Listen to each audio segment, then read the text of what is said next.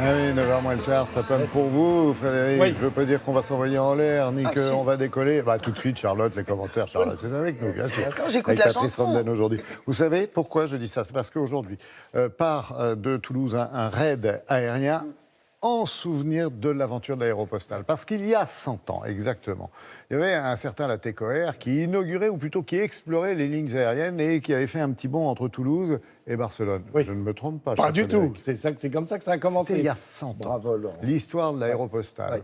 Avec un latécoère, vous l'avez dit. Alors on regarde la carte, Oui. parce que ça nous permet de voir quel est le... On repassera ce visage parce que c'est quand même extraordinaire. Alors voilà le parcours, ça part de Toulouse, vous l'avez dit et rappelé, Barcelone, et puis ça va traverser l'Espagne, aller au Maroc, puis la Mauritanie, pardon, et le Sénégal. Ça va s'arrêter là, hein, pour cette année. Au début, oui, Oui, voilà. parce que là, c'est la première partie du raid qui débute aujourd'hui et qui va s'arrêter en Afrique jusqu'au 13 octobre. Et puis, en 2019, pour se souvenir du centenaire de la suite, de la poursuite de cette aventure, Traverse l'Atlantique. voilà, de nouveaux équipages partiront à la conquête de l'Amérique du Sud, à chaque fois avec des haltes, évidemment, dans les lieux clés de l'histoire de l'Aéropostale, avec à chaque fois une aide aux plus démunis. Soit on a construit une école, soit on vient installer et faire démarrer des éoliennes, soit des panneaux solaires sur des lycées. Bref, avec aussi des puits que l'on Oui, creuse.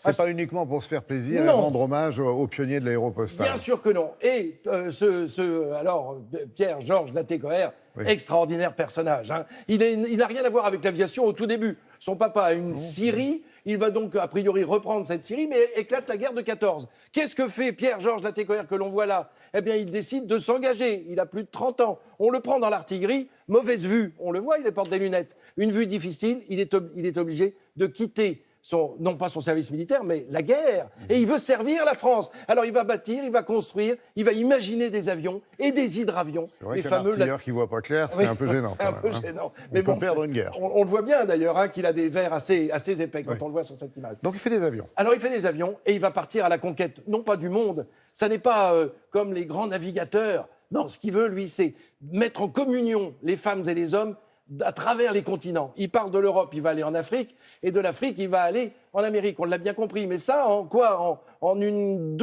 quinzaine d'années. Entre les deux guerres. Entre les deux guerres, absolument. Alors tout commence en 1918 avec la création de cette première ligne, et puis en 1919, tout va s'envoler. Il a à côté de lui un type qui s'appelle Didier Dora, qui dirige la ligne. Meneur d'hommes. Oh là là, mais un caractère de cochon, mais c'est nécessaire. Un cochon qui vole. Ah mais c'est nécessaire. Et vous le disiez ce matin, regardez, on voit le caméraman qui tourne la manivelle sur avec sa main. sur l'une des deux ailes, puisque c'est un biplan. Alors, ce sont ces avions qui vont traverser avec trois personnages. On a pris trois personnages clés parce qu'on les connaît évidemment Ah tous. oui, C'est Mermoz, la légende. c'est Guillaumet et c'est Syntex. Saint-Exupéry, évidemment. Alors, on le voit là, on voit Mermoz. Ben oui, les noms sont marqués. Mermoz à droite avec cette chevelure qui De part mouton. dans tous les Qui a sens. inspiré Oui. Syntex. Oui, sans doute. Et Henri Guillaumet. Alors, on va en dire un mot de ces personnages. Tous les trois, Mermoz, Guillaumet et Syntex, et tous les autres, hein, il faut penser aussi à tous les autres, eh bien, ont été engagés par Dora. Il avait le nez. Il les a engagés entre 24 et 26. Regardez Syntex et Guillaumet. Syntex à gauche de votre Ouais, écran et connais le Guillaumet à droite. Ils ont tous conquis cette ligne incroyable. Alors, Syntex, il s'est posé accidentellement en Afrique. Il nous a laissé des ouvrages extraordinaires. C'est un homme oiseau, mais aussi un homme de plume.